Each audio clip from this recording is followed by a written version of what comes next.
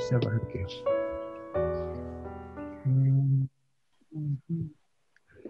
우리 어저께 했던 거에서 몇 가지를 이제 조금 더 나갈 거예요. 그러니까 뭐 복잡한 건 아닌데 이렇게 돼서 우리가 인지하고 있는 범위가 이 정도고요. 우리가 가치를 두는 범위가 이렇다 했지 않습니까? 그래가지고 우리가 진리, 그러니까 진실 혹은 거짓이라고 하는 것을 판단하는 거는 우리가 인지하고 있는 모든 것을 판단하지 않고요. 어디만 판단한다고 말씀드렸어요? 우리가 가치를 두는 것에만 판단을 해요.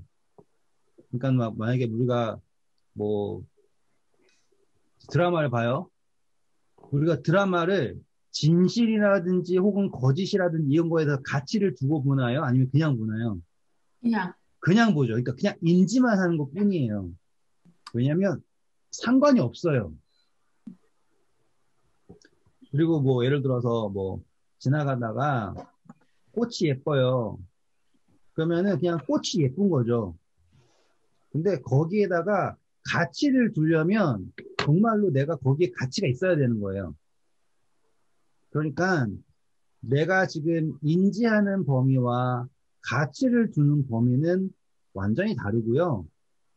그리고 어저께 말씀드렸던 대로 가치가 변한다고 해서 내가 어떠한 새로운 것을 인지한다는 게 아니에요. 나의 인지의 범위는 그만큼인 거예요. 그냥 그저 가치의 욕심이라고 하는 가치 속에 갇혀 있어가지고 내가 인지하고 있던 것을 그냥 주의 깊게 안 봤던 것 뿐이지 그냥 늘 인지하고 있는 거예요. 그 범위는.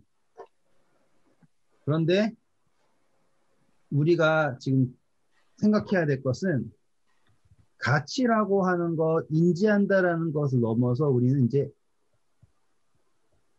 진리라고 하는 범위를 가져야 되는데 안타깝게도 여기 이 범위에는요, 진리가 없어요. 왜냐하면 너무나 협착한 범위잖아요. 그러니까 도무지 진리라고 하는 것은 이것으로 할 수가 없는 거죠. 마치 개미가 이 세상에 대해서 운운하는 거랑 다를 바 없다 이거예요. 그래서 어저께 말씀드렸던 대로 우리가 진리라고 하는 것을 깨달으려면 우리의 인지의 범위가 이렇게 가야 되는 거예요.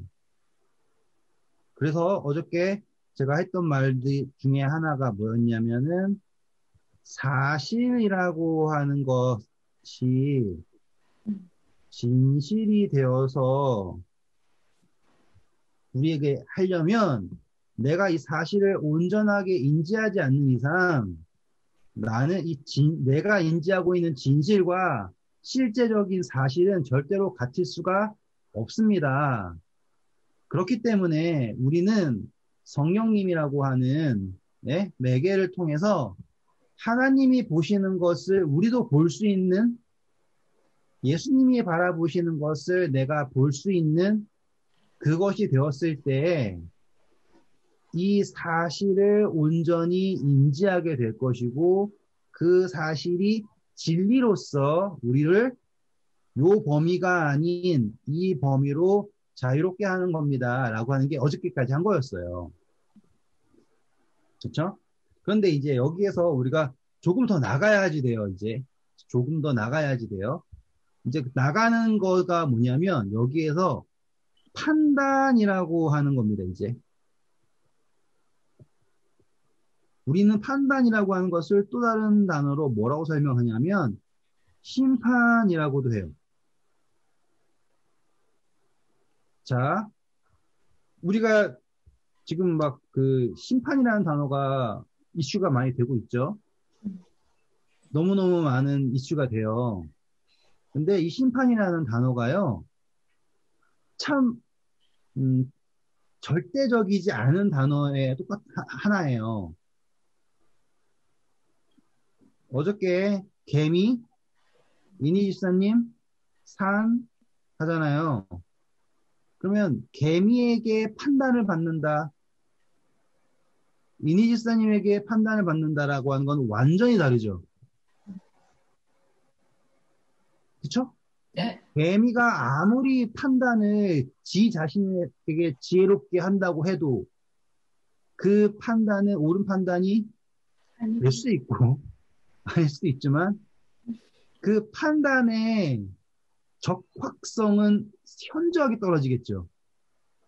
왜? 그 판단의 범위는 개미로 그릴게요. 이렇게 있고 개미라고 한다면 그 판단의 범위는 요만큼밖에 안 된다 이 말씀이에요. 그러니까 사람들이 지금 막 심판을 운운하잖아요. 근데 그 심판을 운운할 때 그들의 판단의 범위는 다 뭐밖에 없어요. 여기에서 운운하는 거예요. 이걸 볼 수가 없는 상태에서요. 분명히 거기에는 판단의 기준이 있을 것이고, 네? 논리가 있어요. 그런데 개미가 이해할 수 있어요, 없어요? 없어요. 없죠. 그러면 개미에게 그것은 합당한 논리로, 합당한 방식으로 되는 게 아닌 거예요. 왜? 이해의 범위에 바뀌니까. 그래서 개미는 이것을 뭐라고 생각할 거냐면, 넌센스라고 생각하는 거예요. 합리적이지 않다라고 생각을 하겠죠. 그쵸? 그런데, 이니 집사님의 입장에서는 그 판단은 합리적인 거예요. 개미에게만 안 그런 거죠. 그거를요, 성경은 뭐라고 표현하냐면요, 은혜라고 표현해버려요, 그냥. 아시겠어요? 은혜라고 하는 건요, 아무런 근거 없이 그냥 주는 게 은혜가 아니에요. 엄청나게 세심하고 완벽한 예? 논리 구조를 가지고 엄청난 근거를 함께, 근거와 함께 우리를 구원하시는 거예요. 그런데, 네. 그러니까 그 은혜라는 게 누구한테요? 깨달음이라고요? 개미한테? 우리가 구원을 받는 거 은혜로 받죠. 네. 네. 그런데 그 은혜라는 게 조건 없이 네. 그냥 믿으면요, 구원 받아요. 이러한 범위가 아니라고요. 거기에는 개미가 인지 못하는 완벽한 논리 구조와 개미한테. 근거와 모든 것이 다 있다 이거예요. 그런데 개미가 도저히 이해할 수 없죠. 네. 그럴 때 그것을 설명하려면 그거를 뭉뚱그려서 이런 것이다라고 말해야 되잖아요. 그쵸? 그거를 은혜라고 그냥 설명해 버리는 거라고요. 아, 네, 네. 제가 이걸 다시 말씀드리는 거는 단어가 좀 이상하다, 근데, 그죠? 그걸 은혜라 그러니까 더 그게 이렇게 이해가 안 되는 거잖아요, 우리가, 그죠? 우리가 은혜라는 거를 이해를 못 한다니까요. 그러니까, 네. 개미는요, 은혜를 이해할 수가 없어요. 개미는 뭐만 이해할 수 있냐면, 내가 배짱이처럼 말고 연락이 일을 해가지고, 예? 구원을 받는다라고 하는 행함으로 말미암는 의라고 하는 거는 개미의 논리 구조 여기에서요, 완벽한 거예요. 그리고 그거는 이해를 차라리, 해요. 비밀, 이렇게 하는 게 단어가 은혜라고 하니까 우리는 막 거저 받는 거라고 생각하잖아요. 네. 네. 근데 지금 개미에게는 그것이 자기의 논리에서의 심판이고 구원이고 이거예요. 그런데 이닐사님의 논리에서는 그게 아니에요. 그렇죠? 음. 그런데 개미에게 그거를 설명을 해야 되잖아요. 왜 해야 되냐면 이 개미를 살려야 되는 거예요. 그렇죠? 이거를 다 이해해서 살 수 있나요? 아니, 없죠. 그러니까 중요한 거는 지금 뭐가 중요한 거예요? 살리는 게 중요한 거죠. 그래서 그 살리는 거를요, 믿어야지 살잖아요. 네. 그쵸? 그 네. 믿음이라는 거는 이해가 필요한 거예요? 선택이 필요한 거예요? 선택. 선택이 필요한 거예요. 그렇죠? 그래서 그 선택이라는 거 할 때 그 선택을 할 수 있는 대상이 있어야 될 거 아닙니까? 음, 그 대상을 싸잡아 가지고요. 음, 성경은 우리에게 은혜라고 소개를 한다고요. 음, 음, 만약에 은혜라는 게 아무런 근거 없이 음, 그냥 주는 거잖아요. 그러면 음, 사단은 이 은혜에 돼가고요. 수억 가지 질문을 집어넣을 거예요. 음. 아, 이제 되시겠어요? 그죠, 그죠. 예수님이 우리를 죄에서 구원하시는 게 음, 그저 쟤는 날 믿었고 넌 안 믿었네 라고 하는 이러한 논리만 있다면 이 구원의 근거는요, 뭐랑 다를 바 없냐면, 한 개인의 취향 문제인 거예요, 구원은. 음, 이해되시겠어요? 지금 예수님이라고 하는 한 개인의, 하나님이라고 하는 한 개인의 취향 문제인 거야, 구원이. 넌 내가 마음에 들고, 넌 내가 마음에 안 들어. 나 좋다 안 했고, 나 싫겠어. 없어져 버려. 나 좋다는 사람은 내가 좋다 생각하는 사람은 뭘 해도 난 좋아할 거야.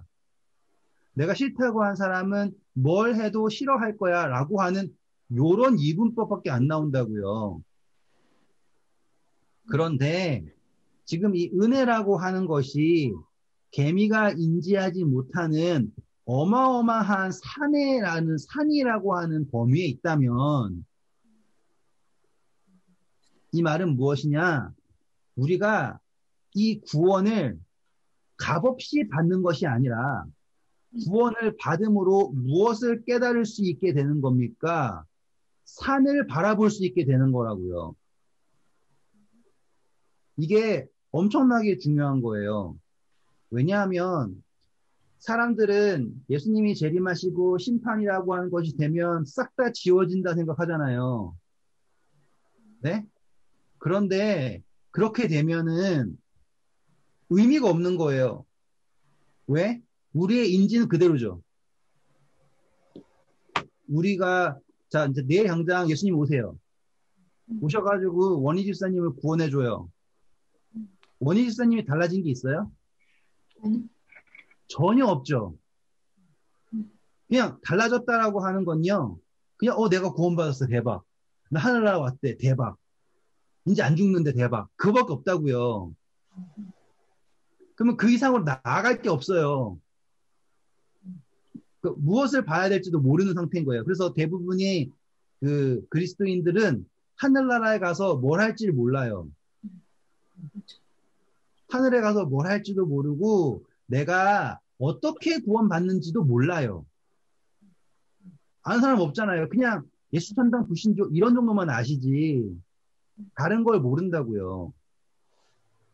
그런데 예수님께서요 굳이 인간으로 오시고 굳이 십자가에 달리시고 죽음을 맛보시고 부활하시고 하고 한 그 모든 행적은요. 네? 예수님께서 직접 하시는 거죠. 음, 그렇다는 것은 거기에는 우리가 인지하지 못하는 우리는 뭘밖에 못 보지만 여기 돌멩이 같은 걸로밖에 인지 못하지만 거기에는 우리가 모르는 어마어마한 산이라고 하는 것이 있다 이거예요. 그거를 그냥 우리는 싸잡고서 그냥 은혜를 받았습니다 이렇게 생각을 하지만 구원을 받잖아요 우리가. 그러면 우리에게요 이것이 탐구의 영역인 거예요. 은혜라고 하는 것 자체가 어마어마한 탐구의 영역으로 우리에게 주어지는 거라고요. 그래서 성경이 우리에게 필요한 거예요. 음, 만약에 그냥 믿는 사람이 구원한다라고 하는 아주 간단한 논리가 서잖아요. 그러면 한 명 한 명 듣고 너 믿을래 안 믿을래? 안 믿어? 이렇게 하면 끝난다고요. 그런데 성경이 모든 사람을 죄 아래에 가두심은 이라고 하잖아요. 지금 갈라디아서 할 거거든요. 좀 이따가. 거기에는 그분의 목적이 뭐냐? 은혜라고 하는 것으로 우리가 인지하지 못하지만 우리가 도달해야지, 믿음으로 도달해야지, 받아야지만 되는 것이 있잖아요. 그때 돼서야 우리가 뭘 할 수 있는 거예요? 이것을 바라보고 연구하고 느끼고 배울 수 있는 거예요. 왜? 그 은혜의 범위가, 잘 보세요. 여기가 오메가라고요. 근데 여기가 알파잖아요. 은혜가 얼만큼이냐면 이만큼인 거예요. 우리가 죽은 몸이죠. 그런데 하늘의 보좌를 보이시고 임마누엘 하신 거잖아요. 그게 은혜의 범위예요. 우리는 몰라요. 그냥 우리가 인지하고 있는 거는, 와, 마국간에서 예수님 태어나셨네. 대박이다. 이거밖에 없어요. 인지하는 거는 십자가 달리셨대. 그거밖에 없다고요. 하지만 거기에서 이렇게까지 내려오시는 거는 우리는 아무것도 모르잖아요. 예수님 입장에서 뭐가 더 어렵겠어요? 인간으로 태어나가지고 죽었다 살아나는 게 어려울까요? 아니면 하나님이라고 하는 위치에서 내려오는 그 과정이 더 길까요? 이 과정이에요. 그러니까 은혜의 그 범위는요, 우리는 그냥 말씀이 육신이 되어 우리 안에 거하심에 라고 하는 그 단어를 그거밖에 모른다고요. 그런데 그 범위를 깨닫게 되고 그 은혜를 하게 되는 것이 구원받았을 때 비로소 가는 거예요. 그때 되면 성경의 가장 핵심이 뭔지 아세요? 기록되었다라고 하는 표현입니다.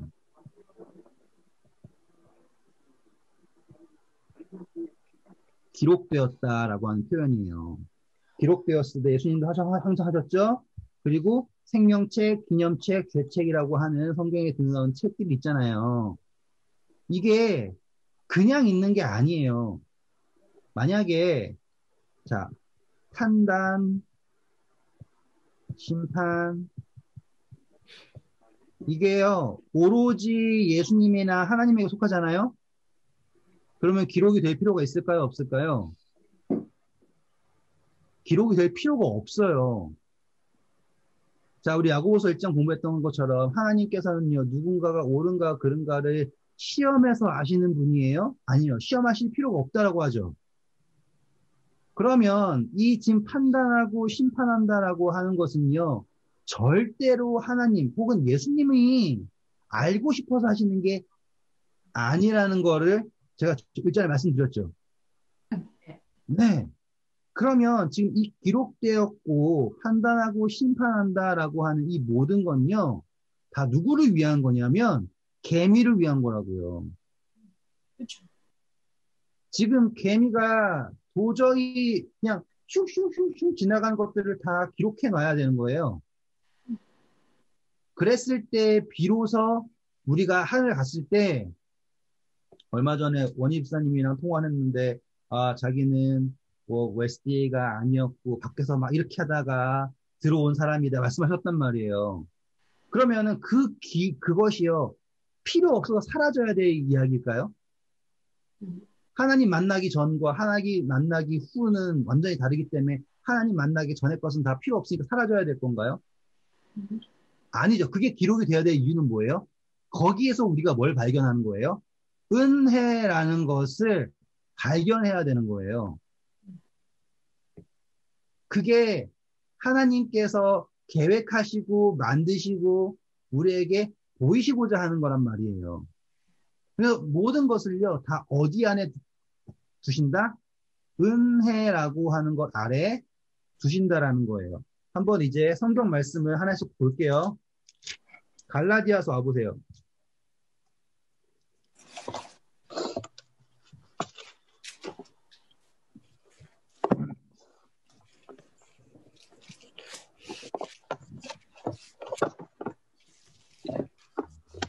갈라디아 오셨나요? 네. 자, 제가 다 할 수 없으니까는 성경절 몇 개씩만 찾아서 할게요. 일단은 21절, 그러니까 2장 21절 한번 읽어주세요.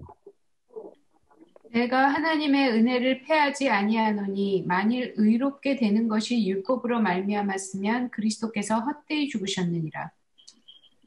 자, 하나님의 뭘 피하지 않는다고 나옵니까? 네. 은혜라고 하는 게 나온 거예요. 자, 은혜를 피하지 않는다라고 하는 것은 그 은혜라고 하는 것이 모든 것의 상위에 있다예요. 모든 것의 상위. 3장입니다. 22절 한번 읽어주세요. 그러나 성경이 모든 것을 죄 아래 가두었으니 이는 예수 그리스도를 믿음으로 말미암아 약속을 믿는 자들에게 주려 함이라. 네. 자, 성경은요, 모든 것을 다 어디 아래다 가둬버렸다고요? 죄라고 하는 범위 아래에 가뒀는데, 이것은 그냥 다 죄 해버린다는 게 아니에요. 다 어디 안에 두기 위해서냐면, 모든 것을 은혜라고 하는 범위 아래에 두시기 위해서 모든 것을 죄 아래에 두셨다 이거예요.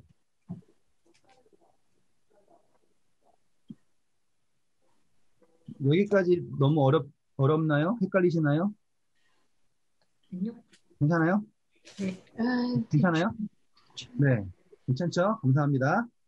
자, 그래서 지금 우리는요, 어느 범위 아래에 있냐면, 이 은혜라고 하는 범위 아래에 있는 거예요. 그리고 그 은혜라고 하는 범위 요 안에서요, 그 안에서 스스로를 판단하는 겁니다.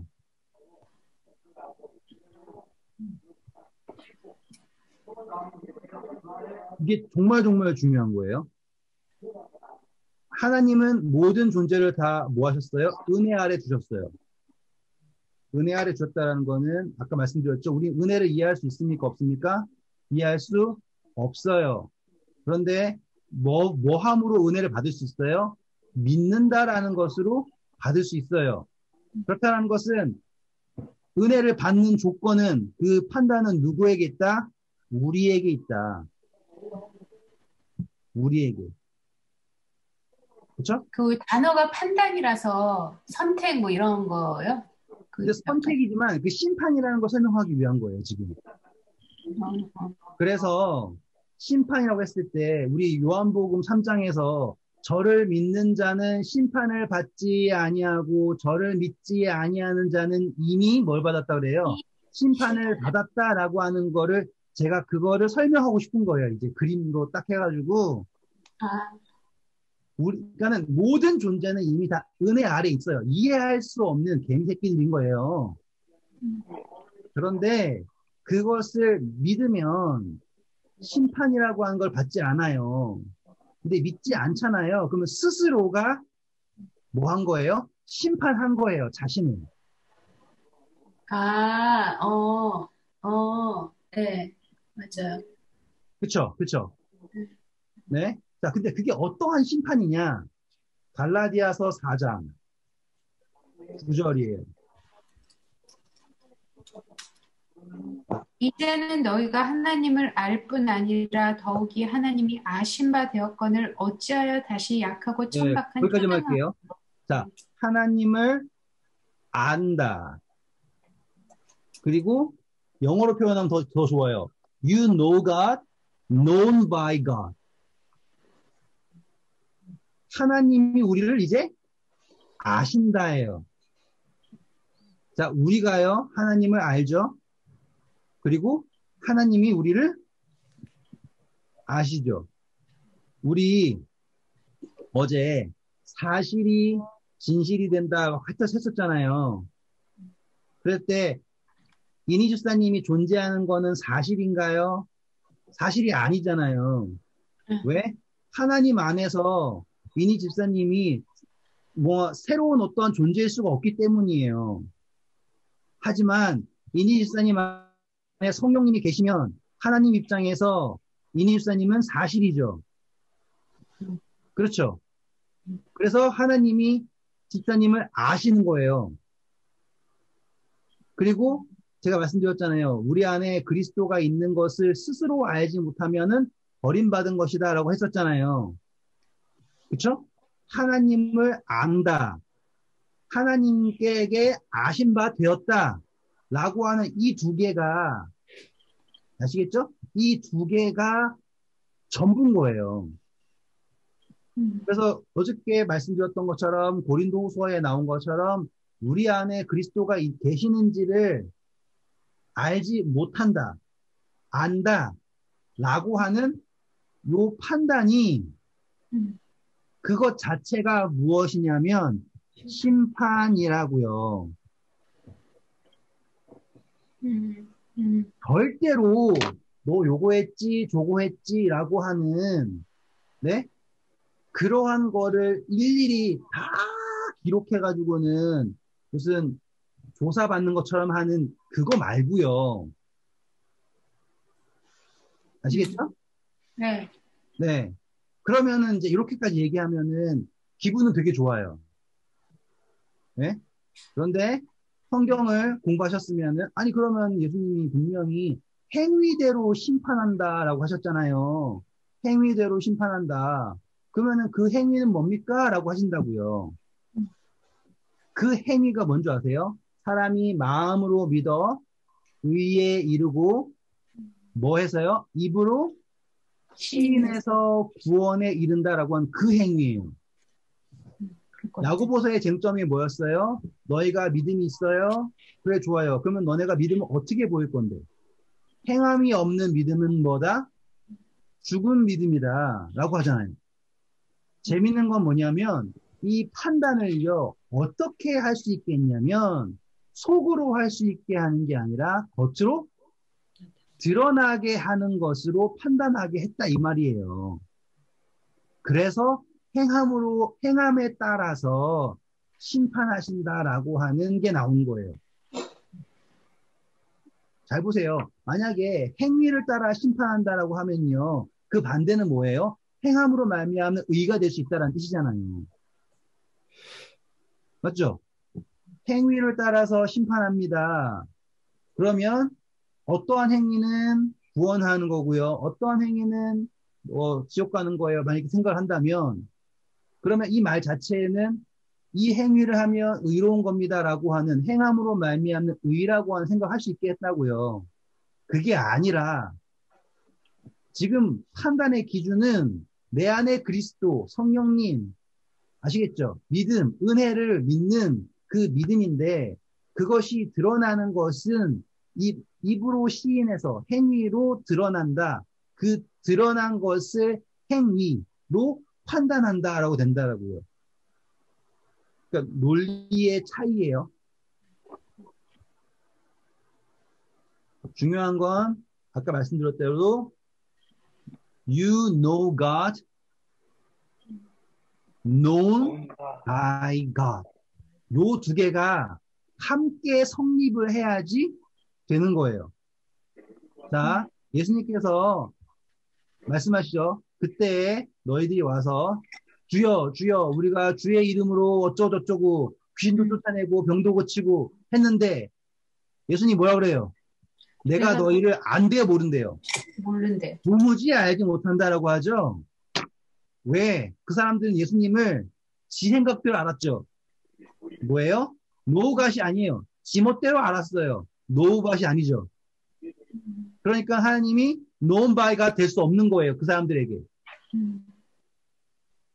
아시겠습니까? 이 심판이라고 하는 것이 뭘 했다가 아니라 안다, 팩트가 된다, 그것이 진리가 된다라고 하는 요렇게 돼서 이루어진다고요. 제가 지금 연락에 말씀드리지만 제가 말하면서도 제 머릿속에 있는 게 정확하게 나간지는 모르겠어요. 딜레마예요. 이게 있어요. 뭔가는 있는데 이게 정확하게 나가는지는 모르겠어요. 하지만 그 뉘앙스를 좀 느끼셨으면 좋겠다고요. 그러니까 결론은 이렇게 서로 알아야 된다 이거잖아요. 그렇죠. 그거예요. 네. 그게 심판의 핵심이에요. 네. 나는 아는데 쟤는 나를 모른다 뭐 이러면 안 된다 이런 거잖아요. 그죠? 그게 심판의 핵심이에요. 결국에 영원 속에서 우리가 가야 하는 방향성은 하나님을 알아가는 거예요. 어쩔 수 없어요. 그게 근데 방향성이에요. 근데 네, 이렇게 제가 항상 생각하는 거였는데 참 잘못 알아갈 수가 많잖아요. 하나님을 나는 너를 도무지 모른다 이럴 수 있는 그게 너무 많잖아요. 네, 맞아요. 그러면은 그런 생각을 해요. 저는 그 내 잘못이 그 사람들 잘못이 아니었었던 것 같은 그러니까 너무 억울한 거 약간 네, 네, 그러니까 누군가가 이렇게 뭐 그렇게 이끄는 선지자들도 많고 너네도 너 지옥 빠지고 쟤네들도 끌고 들어가냐 뭐 이러고 막 그런 말씀이 많잖아요. 네. 그러니까 그런 거를 어떻게 그러면은 양심적으로 읽어야 되는 아니에요. 건데? 그냥 이거면 끝나는 거예요. 음, 은혜, 그러니까 자기 말씀, 집사님 모르시죠? 방금 그런 사람들 어떻게 해요? 라고 했잖아요. 네, 그 집사님 모르시는 거예요. 몰라요. 네, 그쵸? 그걸 알 필요가 없는 거예요. 그거는요, 은혜예요. 아, 왜 그러냐면 저는 항상 나도 그런 길로 갈까 하는 두려움이 항상 많거든요. 네, 네, 그래서 과연 내가 이해하고 있는 이게 맞는 걸까? 네, 왜냐면은 나도 뭐 원희도 그렇지만 나야말로 뭐지? 예를 들면 뭐 일요일에서 토요일로 옮기고 뭐 네, 이런 경험을 하다 보니까 네, 옛날엔 그게 안다고 믿었었는데 그러니까 그걸 약간 릴렉스 해야지 그냥 그런 생각은 해요. 네, 네, 너무 그거에 사로잡히지 말아야지 이러면서. 네. 그러니까 그쵸. 은혜 밖에는 방법이 없는 거죠. 그죠? 네. 그러니까는 이제 안식을 지킨다고 구원받는 것도 아니고요. 다 네, 아니에요. 네, 결과론적으로는 신령과 진정으로 예배하는 자를 찾으시는 분은 하나님이세요. 맞아요. 그러니까는 그 사람이 이단에 빠졌다. 그래가지고 이상해졌다. 그래서 구원 못 받는다. 이거는요, 은혜의 범위를 잘못 모르는. 이해하는 거예요. 음. 그러니까 그거는 그 사람의 이야기예요. 그건 아, 그러니까 원하는 그렇지. 이야기예요. 그렇지. 맞아요. 그렇기 때문에 우리가 뭘 할 수 있냐면 예수님을 개인의 구주가 되는 거예요. 맞아요. 맞아요. 지금 이게 엄청난 전환점이 음, 드러나는 거예요. 진짜. 제 예수님이고요. 맞아요. 예? 나이키 지사님의 예수님이에요. 맞아요. 그렇게 되는 거라고요. 그리고 사단이요, 온갖 논리로요, 음, 덤벼요. 음, 그래도 상관이 없는 거예요. 예수님은, 음, 우리는 그냥 은혜라고 생각하는 요 안에 음, 온갖 첨단 기술이 다 들어가 있다 이거예요. 우리가 도무지 알 수 없고 음, 놀라울 정도로 완전한, 음, 예? 그 체계가 있다라는 거예요. 음, 네. 맞아. 이제 음, 제가 이제 이걸 열심히 말씀드리는 이유는 또 하나의 자유를 누리시라는 거예요. 음, 그 은혜 안에서의 자유요. 그 음, 은혜 안에서의 자유란 이렇게 있는데 내가 인지하고 있는 범위가 여긴데 여기서 막무가내로 사는 자유 말고 그건 자유가 아니에요. 그러니까는 그 달걀 안에 있는 병아리 거기에서 막 지멋대로 똥 싸고 지가 똥 싼 거 다시 먹고 이런 자유 말고요. 여기서 깨어나오는 자유라고요. 그게 은혜 안에서 일어나는 자유예요. 음, 음, 지금 그 심판이라고 하는 거기에 목매이는 사람들은요, 음, 뭐밖에 할 수 없냐면, 죄송해요. 저는 모태신앙이에요. SDA를 3대째고요. 들어오는 게 엄청나게 많아요. 심판이라고 하는 건요, 이 사람이 뭘 했다를 심판하는 게 절대로 아니다. 음, 음, 무엇을 믿는가예요. 은혜 음. 안에 있는가를 심판하는 거예요. 행위를 연락에 조사할 필요가 없다고요. 그러니까 뭐지 주사 심판 뭐 이런 것도 다 그냥 막 이상한 소리인 거잖아요. 심판 조치 특별히 그거는 더 그죠? 거기에 대해서 다른 관점을 설명해 드릴 수 있어요. 음, 음, 음, 문제가 있어요. 이거를요, 뭘 집중을 하면요, 행위를 집중하잖아요. 그러면 시작부터 글러먹은 거예요. 왜? 맞아. 행위를 집중하는 순간 행함으로 말미암는 의를 믿는다는 뜻이에요. 그죠. 그렇죠? 그죠. 믿음으로 말미암는 의를 가르치는 존재가 맞아. 행위에 대한 문제를 삼잖아요. 음, 그럼 그 과거의 행위가 어떠하든 간에 믿음으로 구원받는 거잖아요. 그런데 믿음으로 말미암은 의를 말하면서 행위를 조사하는 것은 의미가 있나요, 없나요? 그죠. 의미가 없죠. 없죠. 믿음으로 말미암은 의를 말한다면 행위를 조사한다면 아까 말씀드렸던 하나님을 믿는다, 은혜를 믿는다, 예수 그리스도를 믿는다라고 하는 그 믿음에 대한 증명이에요. 음, 음, 그렇죠? 음, 저는 절대로 믿음으로 말미암는 의를 믿는 사람은 행위를 조사할 필요가 없습니다. 그 음, 행위가 입으로 시인하는 범위의 행위가 아니라면 그건 그쵸. 끝난 거예요. 음, 그런데 이 시점이라는 게 재밌어요. 말이 나와서 그냥 해드릴게요.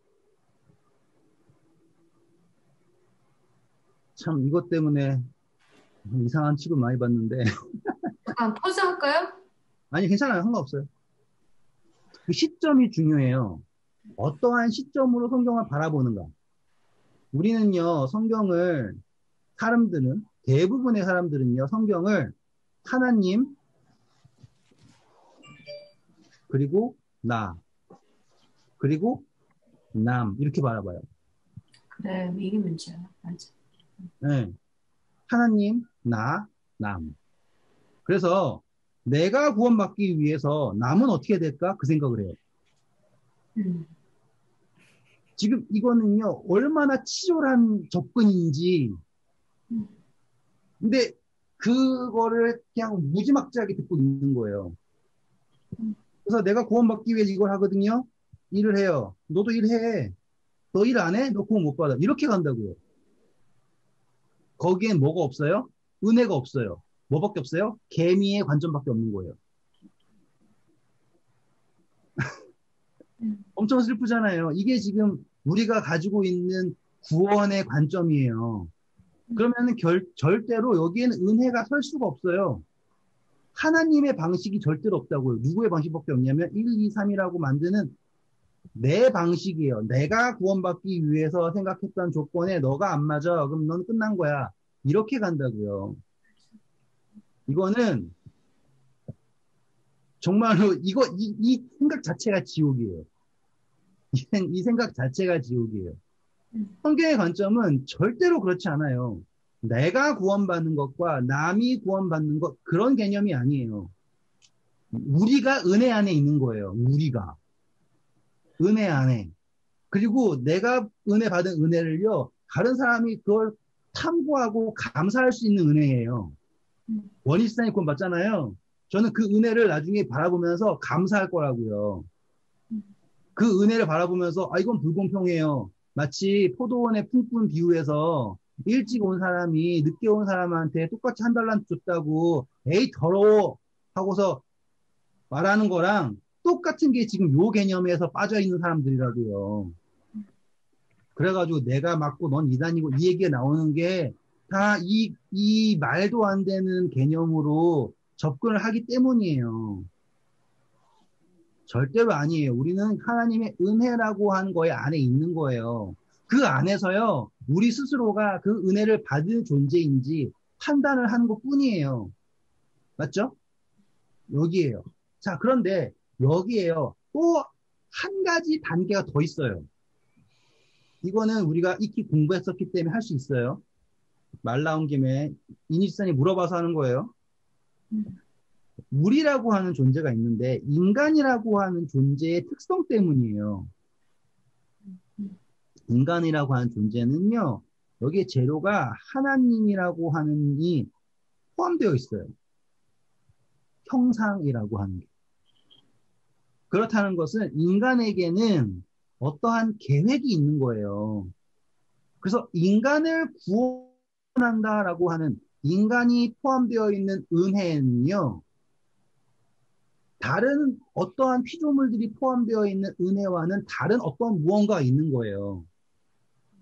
한 번만 더 말씀드릴게요. 하나님의, 다시 이렇게 읽을게요. 하나님을 가운데다 쓰고, 여기에 인간, 여기에 피조물 하잖아요. 하나님이 바라보시는 관점에서 인간과 피조물은요, 어마어마하게 달라요. 제가 제 아들을 바라보는 시선과 제가 끓인 된장찌개를 바라보는 시선은 어마어마하게 다르죠. 그렇잖아요. 미니 집사님이 그 개랑, 애완견 예쁜 개랑 딸내미 바라보는 거는 어마어마하게 달라요. 그쵸? 지금 그 차이예요. 모든 존재는 다 은혜 안에 있어요. 예? 그게 그분의 사랑이고 모든 게 다 포함된다고요. 근데 이 인간이라고 하는 존재를 구원한다, 한다라고 하는 그 개념에는요, 이 인간이라고 하는 존재를 통해서 이 피조물들에게 누구를 알리시고 싶은 거냐면, 하나님을 설명하고 싶으신 거예요. 지금 목적을 아시겠죠? 그러니까는 인간이라고 하는 존재를 통해서 피조물들에게 천사 포함 모든 존재에게 인간을 통해서 하나님을 설명하시고 싶은 거예요. 그러면 이것이 어떻게 돼야 될까요? 엄청나게 세심하고요. 계획이 있어야겠죠. 그래서 성경은 뭐라 해요? 창세 전에, 그쵸? 계획이 있었다. 에베소서 1장에, 로마서 16장에, 그쵸? 태초 전에 라고 하는 그런 말들이 누구 안에, 예수님이라고 하는 존재 안에 누구를 통하여서, 인간을 통하여서 나타내서 로마서 8장에 하나님의 아들들이 나타나는 것이잖아요. 그쵸? 이게 별표 엄청난 그분의 목적이 다 있단 말이에요. 그런데 이제 이 사람들이요, 뭘 알았어요? 하나님이 창세기 3장에 인간이 범죄했을 때 이들이 우리와 같이 뭘 알았어요? 과 모르시는 것 같으니까 읽어볼게요. 죄를 아는 것에 하나가 되었나? 자, 창세기 3장. 자, 우리 중 하나와 같이 되었으니 22절. 여호와 하나님이 이르시되 보라 이 사람이 선악을 아는 일에 사단처럼 됐대요? 아니요, 하나님처럼 된 거구나. 그렇죠. 우리 중 하나처럼 됐다고요. 이거 되게 큰 의미예요. 사단도 선악을 알죠. 그러면 사단도 하나님처럼 된 거예요? 아니요. 아니죠. 그런데 하나님은 사단한테 하나님처럼 됐다고 얘기 안 해요. 우리 중 하나처럼 됐다고 하지 않아요. 그런데 누구한테는 그랬냐면 인간한테는 우리 중 하나처럼 됐다라고 얘기를 해요. 그렇다는 건 뭔지 아세요? 인간이 범죄한 걸요. 누가 범죄한 것처럼 다루고 계시는 거예요. 하나님이신 그분이 범죄하신 것처럼 다루고 계신다라는 거예요. 그러니까 지금 그러니까 이 죄를 그러니까 대상을 대하는 것 자체가 아예 달라요. 집사님이 개 보는 거랑 따님 보는 거랑 완전히 다르듯이 대상을 바라보는 것이 완전히 다르다고요. 그런데 이 존재가 이제 구원을 받아요. 그게 예수님의 재림이에요. 그런데 이 재림의 당사자가 누구냐예요. 재림의 당사자. 네. 예수님. 아니에요. 나중에 우리. 자, 재림의 당사자는요, 예수님 여기 있어요. 그리고요, 천사랑요, 인간이에요. 재림의 당사자는. 재림에서요, 우리를 데리고 가는 존재가요, 예수님이 아니에요. 예수님은 하늘에 계시고요. 오셔요. 누구랑 같이? 천천만만 천사와 같이 호령과 나팔 소리 오죠. 그리고 땅에 있는 인간을 누가 데리고 가요? 천사들. 천사들이 데리고 간다고요. 자, 천사들은 누구예요? 피조물. 그렇죠. 자, 예수님은요, 이미 우리를 구원한다라고 확정한 걸 언제 다 하셨어요? 십자가에 다 하셨어요. 그렇죠? 누구든지 저를 믿는 자다, 멸망치 않고 영생 얻을 것이다. 이거 확정된 거예요. 그런데 제가 말씀드렸죠. 지금 인간이라고 하는 것은요, 하나님이 인간을 통해 피조물들에게 하나님을 알게 하는 게 목적이라고요. 그렇죠? 그러면 피조물들의 입장에서 하나님을 구원해야 되잖아요. 이해되시겠어요? 피조물들의 입장에서 하나님을 구원한다라고 하는 그 개념이 돼야 돼요. 지금 인간이 범죄했을 때 하나님이 어떻게 대하셨다고요? 우리 중에 하나처럼 되었다라고 하잖아요. 그래서 이 재림의 때에 예수님의 재림의 요 시점 이전에 누가 알아야 되냐면 피조물인 천사가 어떠한 사람들이 구원을 받는 건지에 대해서 알아야 돼요. 접근 방식을 아시겠어요? 이 재림이라고 하는 건요, 예수님이 자 이제 한번 보자 이 개념이 아니에요. 그분은 이미 십자가에서 끝내셨다고요. 그래서 그분 입장에서는 예수님 입장에서는 십자가에서 다 이루셨어요. 그래서 그분이 다 이루셨다라고 하는 것이 성립이 돼요. 근데 여전히 남아있는 것은 뭐냐면 아까 말씀드렸죠. 그 산 옆에요. 개미가 한 마디가 아니라 다른 개미들이 있는 거예요.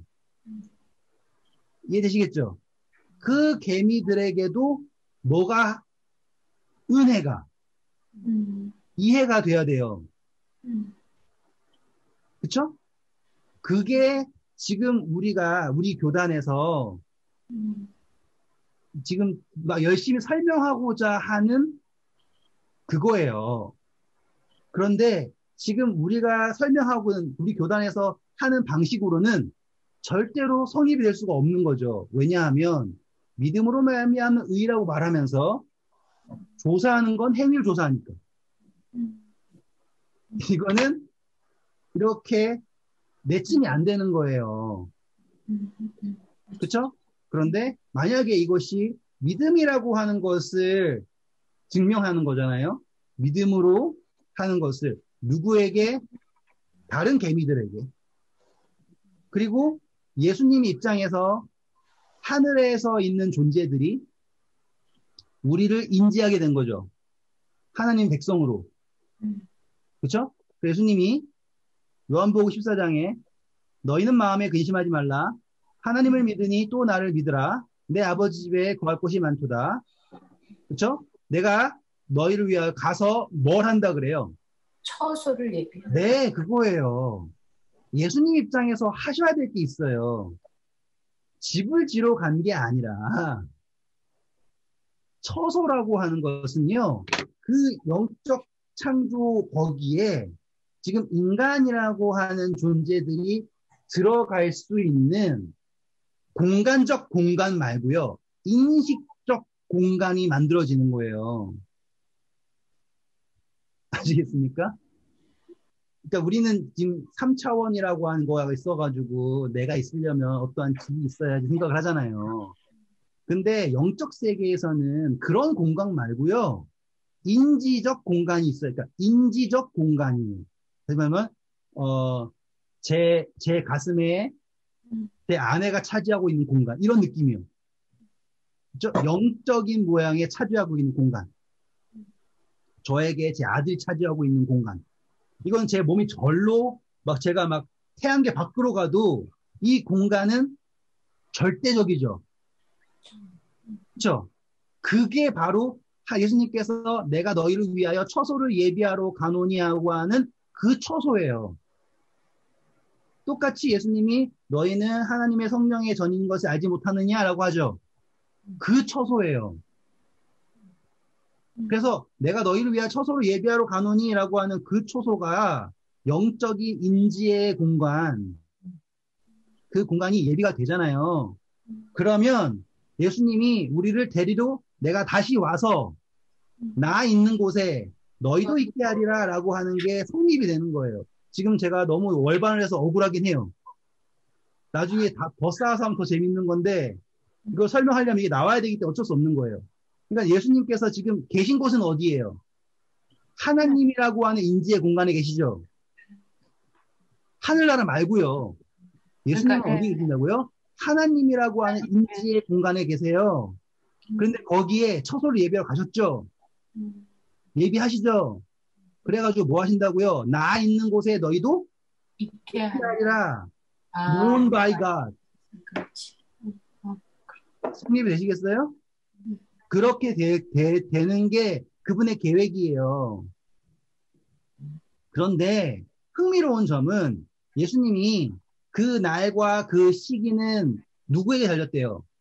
아버지. 하나님에게 달렸대요, 있죠? 그러면 그 시기를 알 수 있어요, 없어요? 없어요. 알 수 없어요. 그건 뭔지 아세요? 하나님에게 그 인지적 공간이 만들어지는 그 시점이에요. 그러니까 생각을 잘 하셔야 돼요. 이게 어떤 미래의 어떤 시점에 그게 완성된다가 아니에요. 그분에게 이미 이루어졌어요. 예? 된 거예요. 남은 건 뭐냐면 이 피조물들이에요. 영적 피조물, 천사, 우주라고 하는 그 영적 존재들이죠. 그 존재들은 하나님과 같은 인지가 없죠. 누구와 같은 인지밖에 없어요? 뭐 우리보다 좀 나을 수도 있고요. 예? 그러면 거기가 인지를 해야 되죠. 그렇죠? 그래서 다른 거에 대해서는 기간을 안 정하셨어요. 맞아. 뭐에 대해만 정했냐면 하늘이라고 하는 거기에서 일어날 일들에 대해서는 기간을 정하신 거예요. 그래서 다니엘서에서 나오는 그 연도가요, 틀린 연도가 아닌 거예요. 뭐냐면 우리의 입장에서 우리가 땅에 있잖아요. 우리의 입장에서 예수님의 재림한 시점은 절대로 몰라요. 이건 하나님께 정하시는 거예요. 근데 그분의 입장에서 한계를 정하셔야 돼요. 누구 때문에 여기에 지금 사단이라고 하는 놈들이 득실득실되면서 지금 자기네가 맞다고 난리를 치고 있잖아요. 그러면 얘네들한테도 예수님의 재림이라고 하는 불확실한 시간 속에서 멋대로 있으라고 할 수 있을까요? 그러시면 안 되겠죠. 그렇죠? 그래가지고 얘네들에게 아직 우리의 때가라고 하는 때에 대한 사단이 막 얘기를 하잖아요. 사단은 절대로 이 시기를 얘기하는 게 아니라고요. 이 시기를 몰라요. 예수님도 모르신대잖아요. 그건 그렇죠. 누구에게 달렸습니까? 하나님에게 달렸으니까. 그런데 그 시기를 정확하게 정한 거예요. 그게 다니엘서에서 나오는 계시예요. 그리고 계시록에서 나오는 계시라고요. 그래서 다니엘서가 70일에가 있잖아요. 그리고 7일의 절반, 그리고 2300주야, 그리고 1260일 있잖아요. 그런데 흥미로운 점은 이 다니엘서랑 계시록이랑 겹치는 부분이 있어요. 한때, 두때, 반때라고 한 요거. 네? 요 부분이 겹친단 말이에요. 이 부분은 뭐예요? 예수님 십자가 사건 쓰죠? 대벌님 죄송합니다. 제가 이거를 그냥 말하다 보니까 막 나가서 그러는데 이게 SD에서는 연락에 공부하는 부분이에요. 그래서 이 한때, 두때, 반때라고 하는 이게 1260이라고 하는 거가 그 시점이 뭘 얘기하는 거냐면 자, 하늘에서 이 문제에 대해서 논쟁이 끝나는 시점은 언제다? 여기다. 끝났네요, 그러면 이미? 그쵸? 이제 사단이라고 하는 존재가 더 이상 뭐라고 할 수 있는 거는 끝난 거예요. 이제 남은 건요, 뭐밖에 안 남았냐면, 하늘에 있는 천사라고 하는 혹은 다른 존재들이 예수님의 재림할 때 우리를 데리고 올라가야 되죠? 기본적으로, 예수님이 항상 다니실 때 세 천사가 다니죠. 예수님, 천사 둘. 네. 예수님 부활하셨을 때도 천사 둘. 네. 그쵸? 네. 법궤에도 천사 둘. 그쵸? 항상 우리 주변에는요, 두 천사가 붙어 다녀요. 그래서 천사들이 하나님 뵙는다라고 성경적에 있잖아요. 그 얘기는 뭐예요? 그 천사들이요, 그러니까 예수님이, 나 잘 모르겠으니까 천사들 너 좀 쫓아다녀봐. 이런 게 아니에요. 그 천사들은 지금 정말 하나님의 아들들을 쫓아다니고 있는 거라니까요. 그리고 그 예수님이 재림하신 요 시점 있죠? 그 시점 전에 예수님 말고요. 얘네들이요. 그거를 확정을 해야겠죠. 그리고 그것이 시작된 시점을 우리는 하늘 성소가 정결하게 되는 거. 정결하게 되었다. 왜? 거기서 이제 더 이상 질문이 있다 없다? 없다. 그렇지. 왜냐면 지금 와서 천사가 땅으로 내려오고 싶다고 하는 미친 천사는 없을 거 아니에요. 그렇죠. 끝난 거예요. 제가 말씀드렸잖아요. 지금 제가 저는 그러니까 저희 교단이 가지고 있는 조사심판이라는 개념을 부정하는 게 아니에요. 그것보다 더 큰 개념이 있다 이거예요. 근데 우리는 계속 뭐만 집중하니까 우리의 행위를 조사하십니다라고 하는 이상한 뉘앙스 갖다 붙여버리니까 그걸 누가 좋아하냐고요. 도무지 성립이 안 되는 거잖아요. 근데 지금 이 재림이라고 하는 건 뭐라고 그랬어요, 제가? 하늘의 개념과 땅의 개념이 만나기 전에 땅에 있는 우리를 하늘로 데려가서 하늘의 존재로 마칭하는 거잖아요. 그렇죠? 처소를 예비하신다라고 하는 그 개념이 성립이 된다는 거예요. 그래서 그 재림의 때를 정하신 것이 아니라 뭘 정하셨다? 하늘의 성소가 정결하게 되는 때를 호시 하나 안 틀리고 정확하게 정하셨다라고 하신 거예요. 그건 우리에게 무엇을 말하냐? 재림이라는 것도 확정되었다라는 것을 알게 해주는 거죠. 그렇죠? 절대로 기독교인 중에서 제일 신앙을 말아먹기 좋은 게 뭐냐면 시기파예요. 시기파. 맞아. 그거는 안 되지. 근데 SDA가 시기파예요. 시작부터가 시기파예요. 윌리엄 밀러로 된 거잖아요. 그러니까 뿌리 자체가 시기파예요. 종말론자고요. 이단 프레임의 제 기본이 뭐냐면 종말론자예요. 네? 그리고 교주 있고. 따지고 보면 우리는 엘렌지 화이트라고 하는 교주, 종말론, 그렇죠? 그리고 행함으로 말미암는 의라고 하는 뉘앙스. 밖에 사람이 보잖아요. 그러면 이거는 100%예요. 밖에서 보면 그래요. 진짜 100% 이단이에요. 밖에서 보면. 근데 저도요, 얼마나 생각했을 거 아니에요. 저도 3대째 신앙을 했고, 여기서 태어났는데, 내 모태 교회를 이단 얘기하고 싶지 않을 거 아니에요. 아니라고 빡빡 우기고 다녔어요. 그런데, 이해할 수 없는 것도 있는 거예요. 근데요, 이게 틀렸냐? 그게 아닌 거예요. 그 아이디어 있죠? 그 조사심판이라고 하는 아이디어는요, 성경에 있는 거예요. 근데 뉘앙스가 다른 거라고요. 안식이라는 게요, 성경에 분명히 있어요. 그런데 우리 교단이 지키는 안식일의 뉘앙스랑 다른 뉘앙스라고요. 해석이 다르고요.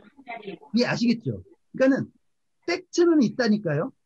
그러니까 되게 고마운 집단이에요. 왜냐하면 사람들이 모르고 있던 걸요, 어떻게든 그 팩트를 가져온 거예요. 그 아이디어를. 근데 그게 뭐예요? 약간 이렇게 와전이 되는 것 뿐인 거예요. 지금 제가 조사심판 설명해 드렸잖아요. 이 개념에서는요, 조사심판은 꼭 있어야 돼요. 왜? 이 심판이라고 하는 것은 절대로 예수님 혼자서 임의로 하시는 심판이 아니다라는 거가 드러나야 되기 때문이에요. 예수님이 혼자 하시면 1초면 되는 거예요. 1초도 안 걸릴 수 있어요. 그런데 하늘에 있는 존재가 다 같이 우리를 웰컴해야 한다면 심판이 시작되었다라고 하는 것도 의미가 있어요. 이해되시겠죠? 예수님 혼자 하는 게 아니라 다 같이 우리를 마중 온다라고 한다면 그 개념으로 가시면 돼요. 어떻게 하다 보니까 1시간 딱 지나버렸네. 그러니까 단어가 심판이라 그렇지 하늘의 뭐 천사들도 선택을 해야 되는 거고. 그렇죠. 모두가 환영해야 되는 거예요. 왜? 우리가 하나님 형상 가졌잖아요. 그게 중요하다니까요. 네, 모두가 하나님의 형상 안 가졌으면 상관없어요. 근데 지금 하나님의 형상을 가진 존재들을 뭐 해야 되냐면 구원을 해야 된대요. 그게 중요한 거예요. 복잡하시죠? 근데 그 구원을 무슨 천사들이 재량권이 있는 건 아니잖아요. 절대로 아니죠. 그러니까 근데 아까 천사들이 우리를 데리러 온다는 거는 어떤 하나님의 지시에 의해서 그거의 어떤 카테고리 안에 들어가는 사람들만 대- 어, 선택을 하는 것이지 그 친구들한테 무슨 천사들이 무슨 재량권이 있는 게 전혀 아니잖아요. 절대로 아니죠. 아까 아니 예수님이 우리를 데리러 오는 게 아니고 천사들을 데리러 온다는 그 개념 자체가 그 사람들은 그냥 지시에 따라서 하는 것이지 그 재량권이 있는 것 같이 얘기가 들려서 좀 집사님, 제가 다시 설명해 드릴게요. 재량 집사는 게 아니에요. 예수님은 십자가에서 다 이루셨어요. 네, 네, 그건 끝이에요. 네, 그런데 이 재림이라고 하는 것은 하늘이 우리를 맞는 거예요. 네, 네, 맞아요. 그렇기 때문에 그들에게 예비되는 시간이 필요하다라고 하는 접근으로 해석을 하는 거예요. 천사들에게는 절대로 재량권이 있는 게 아니에요. 네, 없죠. 천사들이 우리를 판단하는 것도 아니고요. 음, 우리는 은혜라고 하는 범위에서 구원을 받는 거예요. 음, 그런데 그 은혜를 누가 이해해야 되는 거냐면 이 하늘에서 우리를 받아들인 존재 역시도 그 은혜에 대해서 공감을 해야 돼요. known by God. 네. 지금 그 공감의 문제가 하나님의 입장에서는 판단하면 끝나는 거겠지만은 피조물의 입장에서는 개미한테 이해시킨다 생각하시면 된다니까요. 다이멘션의 범위가 완전히 달라진다. 오늘은 여기까지만 하겠습니다. 혹시 또 다른 질문 있으세요? 그 나이키 집사님, 나이키 집사님, 네, 네, 그러니까 이거 같아요. 그 하늘에서 교통 정리가 쫙 끝나면 예수님은 거기 그냥 우리를 계시고 천사들이 우리를 데리러 심부름만 하는 건 것 같아요. 그죠? 그러니까 천사들은 servant지 그냥 어떤 네. 그 아니, 아까 그렇게 저는 이해했어요. 그러니까 거기 처소가 마련되면 이제 그렇게 온다고. 네. 네. 네. 절대로 천사들은 재량권이 있는 게 아닙니다. 네. 말씀 맞아요. 알았습니다. 저도 그렇게 알고 있습니다. 네. 제가 말을 하면서 그런 뉘앙스를 보이진 않았었는데 혹시라도 오해하면 안 되니까 항상 오해가 되실 게 있으면 말씀해 주세요. 충분히 대답하고 이해할 수 있습니다. 네, 아무튼 좋은 밤 되시고요. 네. 감사합니다. 오늘 똑바로 못했네요. 또 수고하셨어요. 하다 보니까. 네, 좋은 밤 네, 되세요. 네. 네. 네.